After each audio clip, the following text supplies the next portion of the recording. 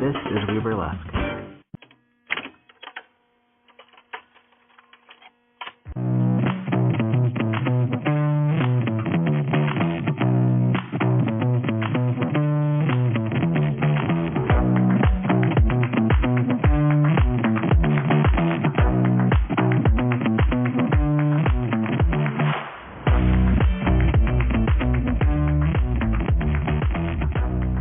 This is We Burlesque, the podcast. This is the music that made we, and I am Viktor, and I get to talk to nightlife individuals in the field of drag, burlesque, and cabaret about the songs that brought them to the stage, the songs they do on the stage, the songs that they listen to once they finally get off the stage.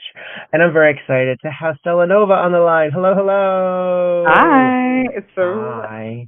so fun to be here today. Oh, so happy to have you. I'm finishing my Boombox Burlesque collection with Stella Nova here, as you are one of the producers and the only one who has not yet done this.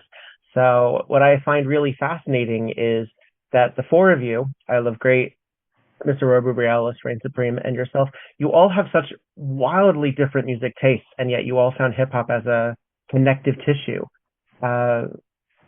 How did you find these people all together? I mean, I know we talked about it in the past, but how did you realize you all had that in common?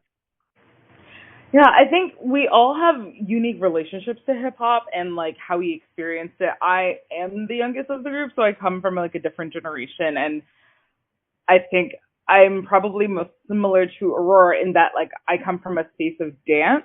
So like a lot of the music that I grew up in that influenced, like, I guess, like my personality and how I exist in the world isn't necessarily hip hop, but a lot of my dance style is inspired by it. And a lot of what I learned in dance early in life is hip hop. And like, I grew up watching America's Best Dance Crew and like loving those performances and how they took like one element of hip hop performance and then turned it into this whole larger theatrical piece. So that's more my way in, I would say, more necessarily than the music itself. While I do love the music and I have a vast appreciation for it, and like my interest in like the realm of beats and the like lyricism and rhythmicality and storytelling, like all of that bolsters my love for it, but my origination of my fascination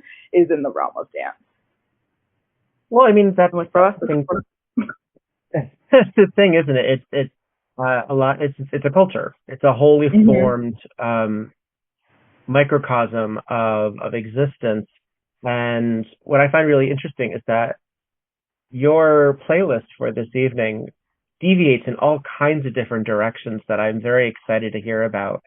Why don't we dive right in to your first selection and you tell us why we're starting with it?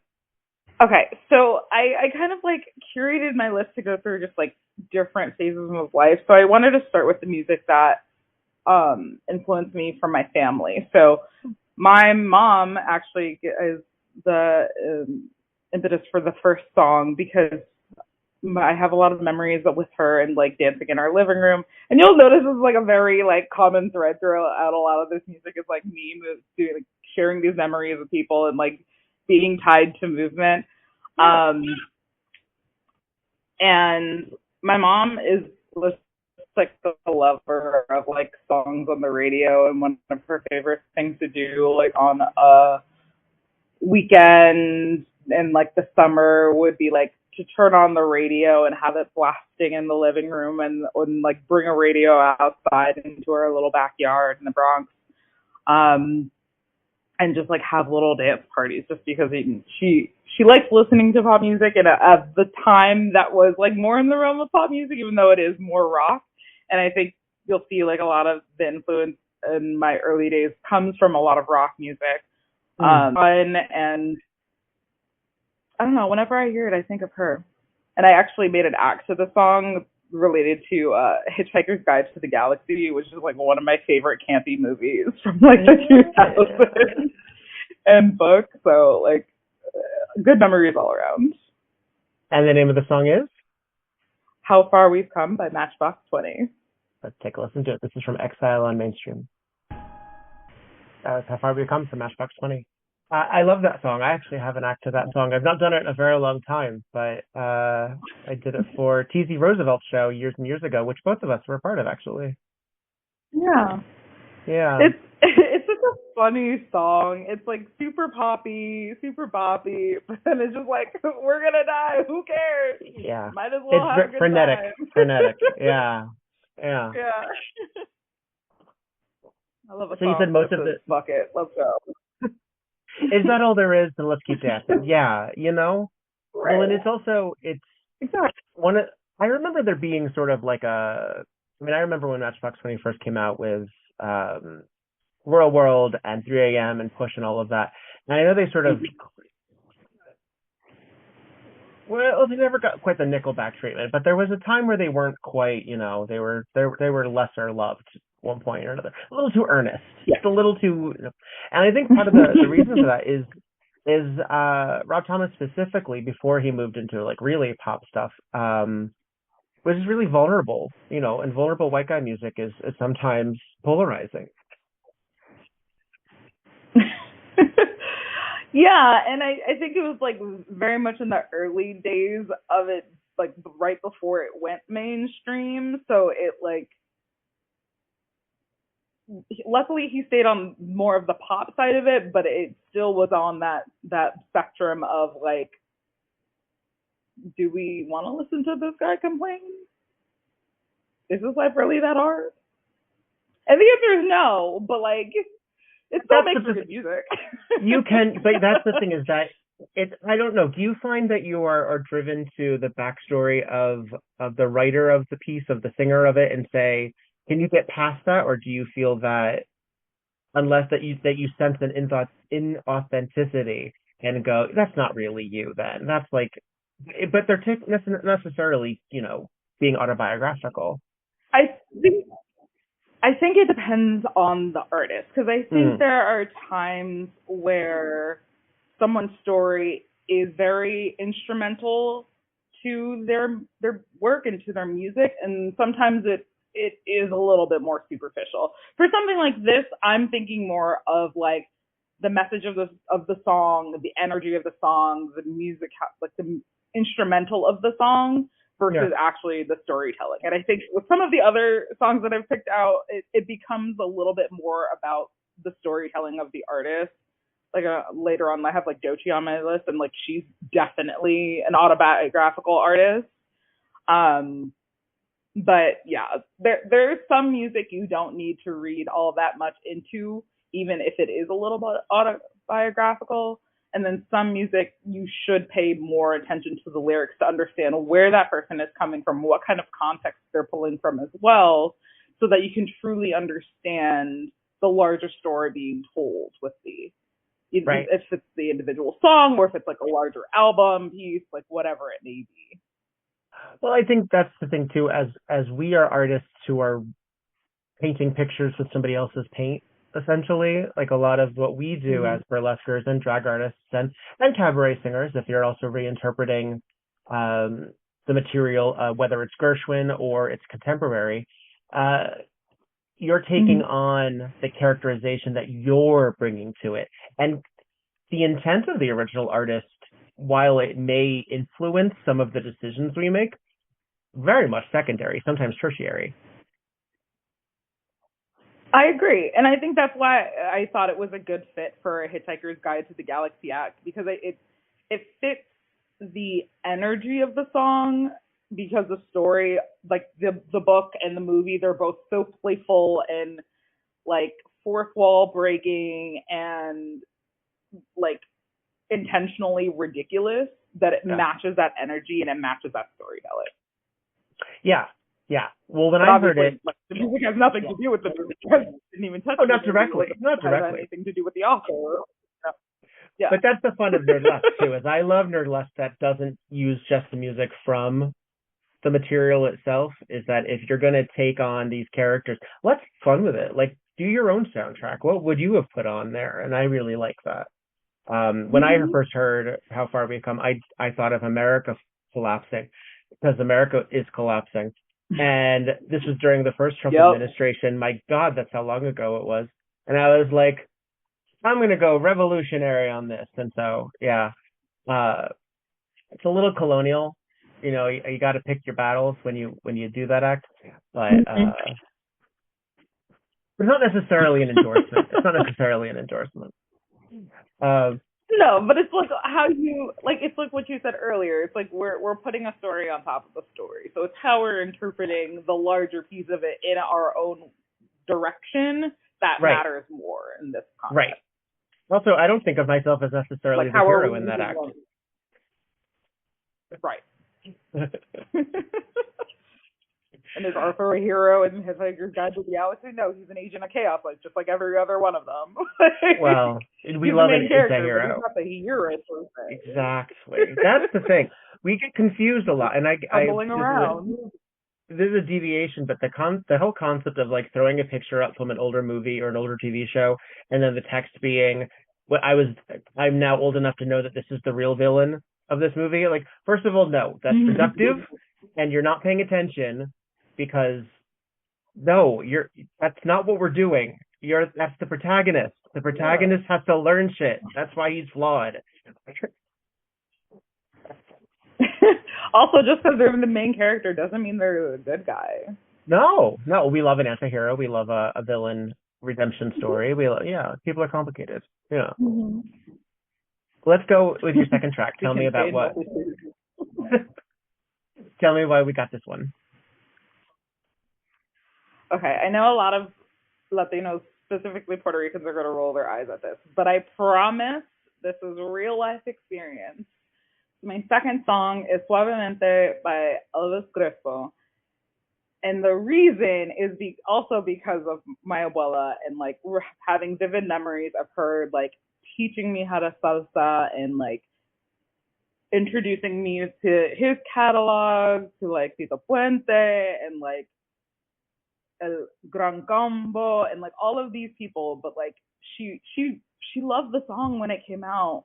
Like before it even hit the radio again, like 5-7 years ago, and like was everywhere in every occasion at all times. Like before it became like the cha-cha slide, like at every family reunion, it was on, like it was played in the abuelita's household because they had their tapes and their CDs and they were putting them on while they were cleaning the house on the weekends and like sharing the culture with your family. And like the Puerto Rican Day Parade was just this past weekend here in New York, and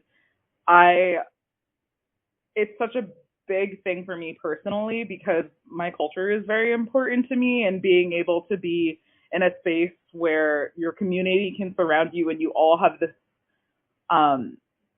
this similar upbringing, because like we've all had this experience with their like abuelos, like we've all had this experience of going over to their house and the music is playing and everyone's sweating because God forbid they have an AC in the house. They have like one oscillating fan in the corner that's hitting nobody. So everyone is sweating, but everyone is listening to the music. And if you're lucky, they're making some like plátanos or frying some bacon so they can use the grease to make some dinner. Like there's this unifying experience that we all have. And I think what triggers it the most, especially after like our grandparents are gone, is like music or food that can bring back those memories so vividly. So I will say that the song is really close to my heart, and I'm sorry that it pisses everybody else off. Why does it piss everybody else off? It's because it was everywhere 5 to 7 Oh, years I ago. see. Just because it was super, yeah, okay. Yeah, like it came back around somehow, and then it was like on. Literally, you went to a location and somehow it was playing.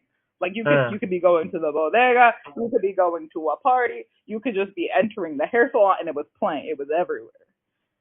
And I get it. And here it is. It's playing but now. It doesn't change our relationship. I'm so sorry. Excellent. This is Suavemente from Elvis Crespo from the album Suavemente. There we go. That was Suavemente from Elvis Crespo. Yeah, we get these particularly through predominantly white culture when we find songs like Despacito, or even going through like Como the Tito Puente song, and then Santana covered it. Da, da, da, da, da, da, da, da. Mm-hmm. That Yeah, one. I yeah. can't think of it. Mm-hmm. Belson selling in my ear. I feel like we latch onto them, and I think it's really great considering how awful we are, frankly, to a lot of immigrants and Spanish speaking individuals who live in this country, because we're in a very like you're in America, speak English mentality, and like every once in a while it infiltrates, and it's like, see, folks. And then if you look back at like people who like Eartha Kitt and Sam Cooke and like we used to have multicultural language on 45s that were very big hits, and like when did we get so terrified of that? It bothers me. It's a strange cycle that I think humanity goes through of like aggravating ourselves with the things we're already comfortable with because we want to change a pace. That's what I feel like it comes down to. Because like when you look at the larger cycle of ignorance of people being like, oh no, but they're a good one, but then they're still afraid of other people, and then some Yeah. whatever that thing is will become a part of society. But then all of a sudden it's the enemy again. I was like, you were okay with it when it's like it was your grandson. You were okay with it when it was just a guy down the street, but suddenly it's bad because it's Yeah. outside of your experience. So like it's a weird there's a weird cycle that happens. It's for example, all around the country, and this is a bit of a tangent, all around the country I there love it. were so many expanding and vibrant Black communities in like all over the country. There's one in Central Park, Seneca Village. We all know about Tulsa. Like there's all these communities where Black people were thriving, not exactly in tandem with the white communities surrounding them, but like tolerated, like fine. In They were spite of. doing well. They were becoming successful. They were largely independent, but like not a problem until they became a problem. Like another spark of racism pops up, or intolerance pops up, or jealousy pops up, because sometimes it's just jealousy, and then all of a sudden it's gotta go. All of a sudden it's unacceptable again.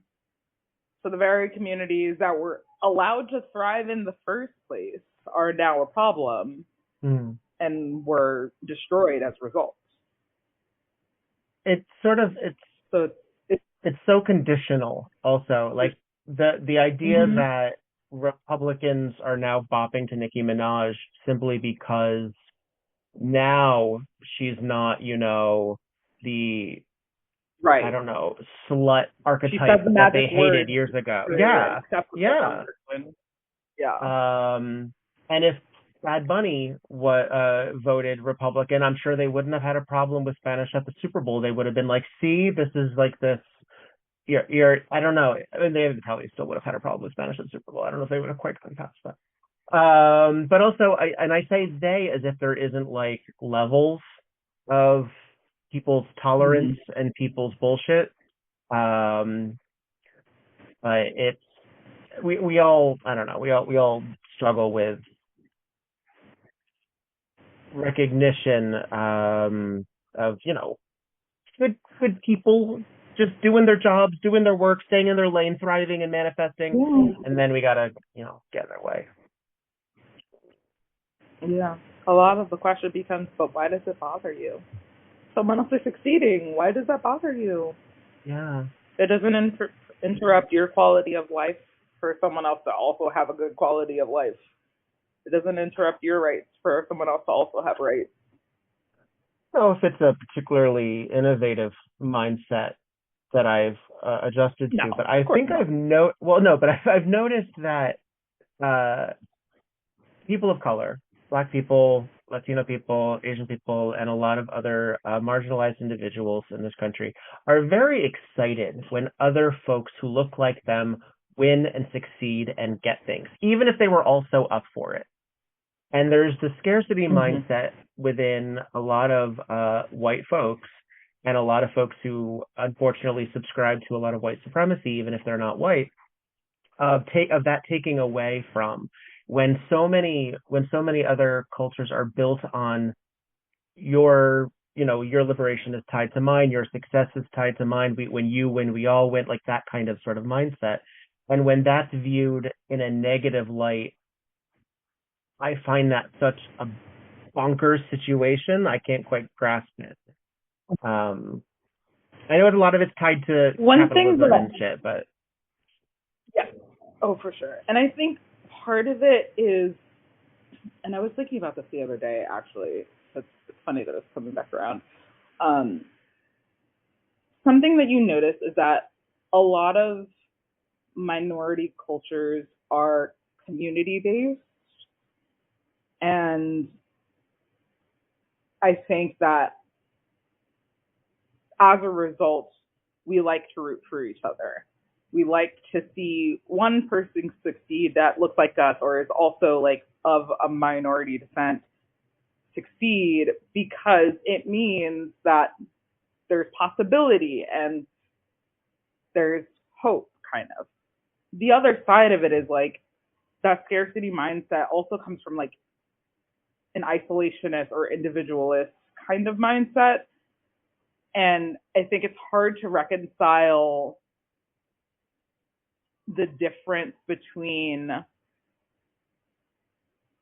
watching, like, wanting to succeed yourself, which is like that larger individualistic narrative that honestly gets sold to you with capitalism, because it like institutes a lot of competition and also like makes missing out feel like a real detriment or a real like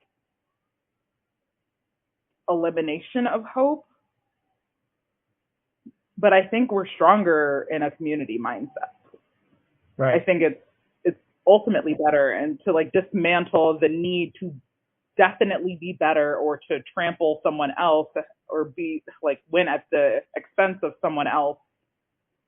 It's better to like just be happy for people. I know that sounds hella generic, especially coming from a place where the Knicks just won, and I'm very fucking happy about that. Fuck the Spurs. But The it's opinions of one of Stella those Nova do not things share where and like, reflect those of We Burlesque podcast. boo, Knicks in five. But I think just like from a cultural perspective, I feel like I'm not white. I can't speak for white people, but I think that a lot of that mindset does come from that space. And I know that minority cultures are built on community and like sticking together, and that's why you see in a lot of spaces where like you walk into a room and then you'll see like a lot of people of similar cultures like grouped together, and this kind of like a survival mindset of like be with the people that you can most relate to, but also look for others that can understand you. Right. Whereas on the other side of it, it's like stay away from what's different. So it's a different mindset going on, and I don't know if I'm explaining it correctly. Absolutely. Absolutely. And I think it can be related to queer communities. It can be related to any number of other marginalized folks. You will go to people who you see as safe based on cues. And here's them on. If that cue is also skin tone or a pin or some sort of symbol or some indication or body type that you're like, you know what, I have a feeling that I'll just stick on this side of things. It's also it's a herd protection as well. It's that if anyone does fuck with me, then at least I'm with these other folks who might have my back by default. So yeah. What's it like being a New Yorker right now? I mean, it feels pretty good. June is a very interesting month for me, particularly because first it's like I said, it's the Puerto Rican Day Parade and the festival. Then it's Juneteenth. Then it's Pride. So it's like already we're up on three sides of my identity. And then on top of that, the Knicks just won. So my New Yorker is up too. I just need a woman's holiday and then I'll be hitting that full five fingers here. We'll be hitting all parts of that intersectional identity. Let's look at track number 3. Now, this was more of a band edition, but we're going to pick one song to represent them. So tell me about your relationship with this next band. Yes, spinning back towards music. So my next selection comes from the Beatles. And for this, I pivoted to my dad, who is a much more reserved man from Harlem.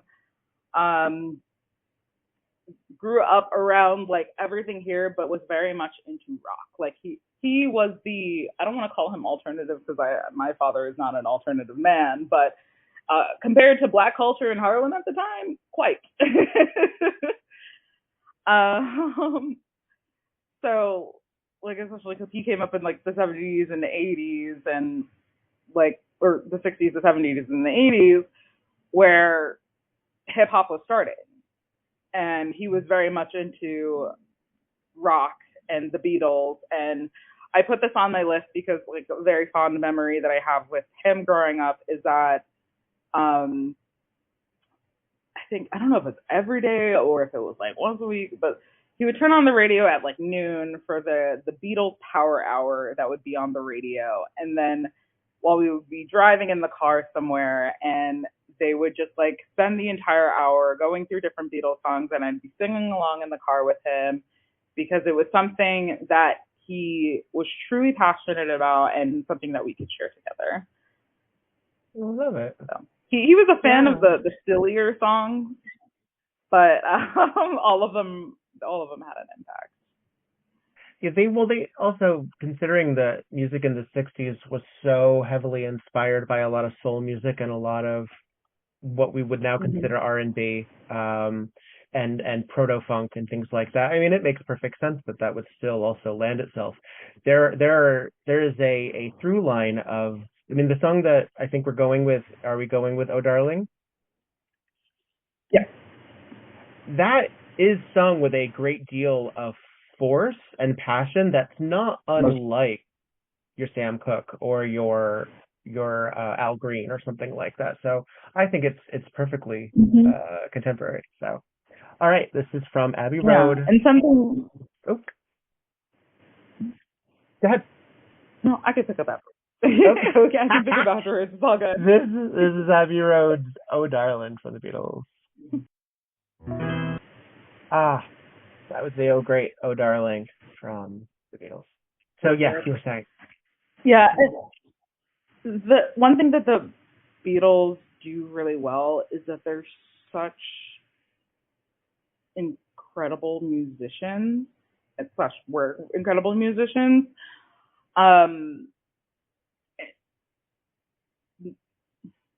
Their ability to like learn to play different instruments, their willingness to experiment with different styles, the emotion that they put into some of their more serious lyrics,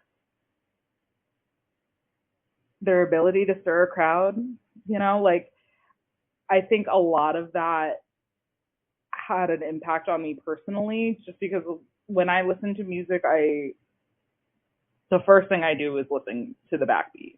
Like I'm always listening to the music itself first, and then I'll pay attention to everything else afterwards. And I think that in part comes from a dancer's instinct, but also I just find music so fascinating. And when people get experimental with something and it still works, like you can say the same of like Queen, for example, sure, where they play with the music so much and somehow it still works. And it's fascinating to go on that journey with them and listen to how the sounds play into each other and still function cohesively.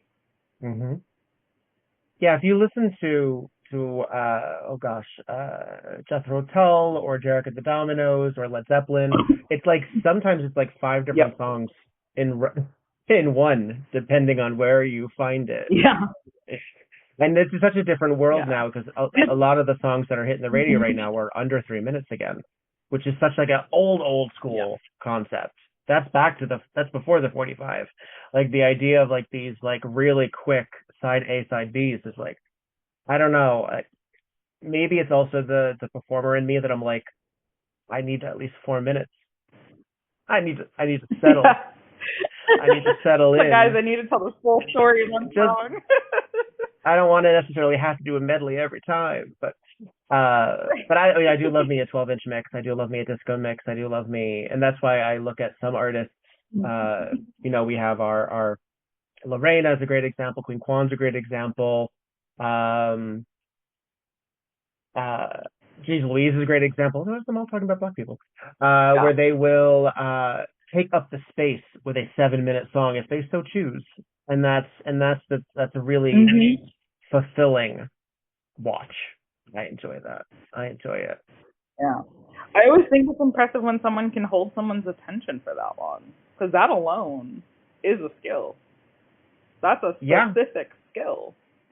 yeah, yeah. And a lot of that, I guess, as a dancer, is also knowing when not to move too, isn't it? Because then you're working with stillness, you're working with levels. If you start at 11 when the song starts, you're gonna pass out. Yeah. Yeah, I don't know if you're gonna make it to the end of the song, especially if it's more than 4 minutes. One of my friends, Lady Yeah. Mavuhai, she has an act, her like Stinky Kitty act that she's done for New York Burlesque Festival before. She has an act where she's at 11 pretty much the entire time, and I'm like, girl, I don't know how you do it. You must be wheezing backstage afterwards because she's constantly in motion. Yeah. And like a lot of conditioning. A lot of conditioning. She talked about that on the pod. It's a lot of pasty movement. Yeah. They're all over her body, and she's like, gotta keep them all in motion, or else it doesn't work. It doesn't count. So far, we've had a very diverse set list, and we've only done 3 songs. We're going to diversify even further with our 4th song. Tell me about it. Okay, so this is actually, it's partly academic and partly very silly why this next song is on my list. So I put Gasolina by Daddy Yankee for 2 reasons. The first one is a memory because this song came out when I was in elementary school, and I have the very distinct memory of being at my 5th grade prom in our schoolyard and then putting on this song and dancing so hard with my friends, but on the other side of the group because all of our parents are standing outside the gate waiting to pick us up. But I was like, no, my parents are not going to see me dance like this. I'm 11 years old, but I'm going to go in on this reggaeton.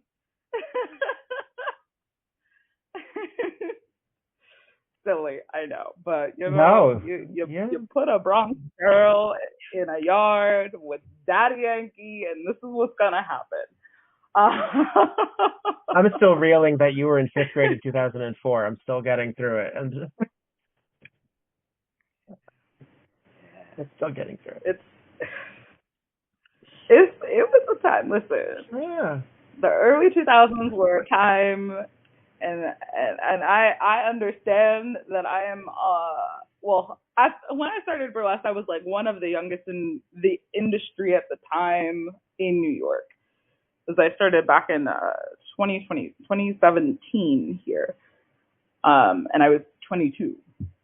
So I came in understanding that, I'm of a different generation than most of the people here.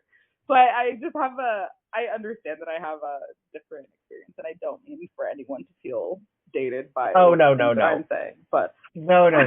I tease. I've made peace a long ago that I accidentally became a queer elder at 42, just by virtue of living as long as I have. I didn't have to do anything other than just be here first. So, we have legends in their 90s who are still around doing the thing. So burlesque, we accept. We accept as long as the maturity is intact, and you can have that at a young age. Yeah. This is from thank you. This is from Barrio Fino. This is Gasolina, Daddy Yankee. Not the first time that song has made it on somebody's list here. So yes, that has been a formative. That song will give people hype. Yes. It A will get good, people hyped every single good time. pre-show track. It will get them going. Mm-hmm. As Yeah, a, and like yeah. on the I was just gonna say like on the more like semi-academic side of it too, like Gasolina was one of the first reggaeton songs to get into the mainstream and like make reggaeton an acceptable field of music in the mainland US. Like it was one of the first crossover tracks of this generation and paved the way for a lot of Spanish speaking artists. Like Bad Bunny would not exist without Daddy Yankee. A lot of artists would not exist in their scope without Daddy Yankee. And the fact that he retired recently and like became a pastor, crazy to me. Crazy. But like he was like one of the ain't that the truth. So like he was one of the legends that really set the stage for a lot of artists and like is one of the top performing like rap artists in existence in my opinion because and I've had this conversation I recently with some people like reggaeton is not what you expect when you think of rap music, but a lot of reggaeton is rap music, and that's why it was one of the things that I campaigned for in this last round of Boombox was introducing that as one of the categories that we accept because a lot of reggaeton is just rapping in Spanish. The main differential is the music style because reggaeton is a specific beat style, but the music is rap. A lot of it is just rap. Yeah, and rapid fire too. Like it's very quick. It's very confidence as well. There's a certain swagger and a certain I don't know, the thing with my shoulders that I'm doing. There's a lot of that. As someone who we talked a little bit about, actually, probably talked at length about this, but I want to ask again. In the Boombox Burlesque episode that we had with all of you in anticipation of, I guess, the second edition. Now that you've done 2 of these, or 2.5, right? Because you also had you had the 3. What do you think? Yeah. Well, yeah, I guess first year was the one day, and then we had 2 full festivals. Right. Having done something like this, I mean, adjudication alone, that still counts as part of the deal. How do you feel your opinion on hip hop rap music, however the variances apply? Do you think you have a different perspective on now than you did necessarily even 3 years ago? Has your opinion on the music genre evolved, changed? That's a very good question. I do surprise myself. I don't think my opinion necessarily has changed, but I think I have broadened our scope a little bit before. So like I was saying about the reggaeton being considered part of the scope of rap music and like pushing forward performances that lean into a little bit more of the storytelling piece of hip hop and rap specifically, since we're focusing on rap music specifically. Like I still lean more towards those kinds of pieces and towards that kind of music or things that are that play with the musical portion of it. So going back to I listen to the backbeats first, and I think with hip hop specifically, I'll listen to the beat before I'll even pay attention to the words. That's why sometimes I'll hear a song and then someone will be like, he said this. I was like, I didn't catch it. I haven't gotten there yet. I'm too busy listening. Like, throwing my ass back to the beat. Give me 2 more listens and I'll get to it. But like I think my appreciation for the genre has grown a lot more, which is want to happen when you're like listening to it a lot more and then seeing how people interpret the music along with it. You get a greater appreciation because you get a greater literacy on some of the songs as well. And also greater exposure, because I think there have been some instances where people have pulled out some like lesser known hits by like very famous artists, and I'm like, oh, I forgot about this one, or like pulling it out from like the way back of my mind, or like pulling out like an underground artist like Aurora want to do, being like, oh, did you know about this one? Like, I'll never forget the time where I was performing with Brass, Brown Radical Ass Burlesque, years ago, and they brought in the underground rapper Medusa, who was like a New York based rap performer from like the 90s and early 2000s that I had never even heard about. And this is pre-Boombox, but like shows that there's just so much more out there than you know of. And I always think that it's great to keep yourself open to new genres, new music, new inspiration, and just give everything a chance. But like, she was fantastic, and like performing on the same stage with her was such an honor, and just learning the history behind her. And I want to continue to do that, to get more exposure and see how more people interpret the music in their own way, so that I can even get a greater appreciation and learn more about it. Mm-hmm. Mm-hmm. Excellent. Well, when I think of hip-hop music, our next artist immediately comes to mind. I'm kidding, of course. But please tell me. Please tell me where this fits. Well, hard left from Gasoline. But a great one. I love the song. So my next song, also pulling from my childhood, is Why Should I Worry by Billy Joel. Yes. And from Oliver and Company. Come on. Yes. Literally that was one of my, okay, so while I am not a Disney adult and will rebuke anyone who claims to be a Disney adult, I think it's kind of gross. Okay. But I am very much a Disney kid, and I grew up like having all the VHSs, and Oliver and Company was one of my favorite movies, with one of the best soundtracks of any Disney movie, in my opinion. Mm-hmm. Like, Billy Joel threw his whole back, foot, elbow, etc. into the soundtrack, and you got Ruth Pointer, you got Bette Midler. It's Los Lobos. It's great songs on it. Yeah. Like, if you wanted like a crash course on like early pop and rock, just watch that movie, because it's so interesting. It doesn't feel like a Disney movie in that it's not about magic and princesses. It's about family. It's about found family. It's about understanding your worth. It's about humbling yourself.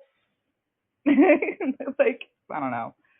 Whenever you see pets running around New York and coming from humble backgrounds, you gotta root for them. I do love that movie so much, though. I do think of it. It reminds me that, and All Dogs Go to Heaven. Obviously, very similar mindset. But I think that's part of the thing, is that because again, it's not magic, it's not supernatural. It is very based relatively in reality. Because even the animals are not anthropomorphic; they're just animals. They're not they're just people. But they talk, sure, but they talk amongst themselves. And people can't understand them, which is also an important distinction. So, and they cohabitate with human beings. It does read a little bit more like Don Bluth, or a little bit more like that era, like Secret of Nim, Rockadoodle. Yeah, it does more than Disney. And it's unfortunately a bit of a lost piece, because it doesn't come up a whole lot. I think the first time I ever saw it was because of the Disney Channel. It wasn't even out on video cassette when I was growing up. So I don't even know if it's on DVD. But this is... I honestly don't know. But we have the VHS, so... Yes, exactly. That shit was all we keep in my household.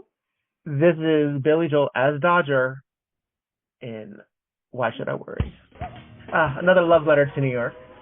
Yeah, that was another bit of it. Like, I'm such a New Yorker. I'm going to die here. I already know that about myself. And, like, you can keep Empire State of Mind. I'm going to be walking down the street singing this. It's got all the confidence and swagger that a New Yorker needs. Ah, beautiful.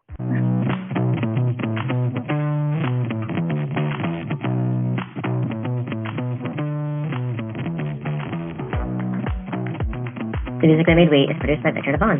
The Burlesque Podcast Network is the creation of me, Viktor Devon. Podcast artwork is by Logan LaFleur.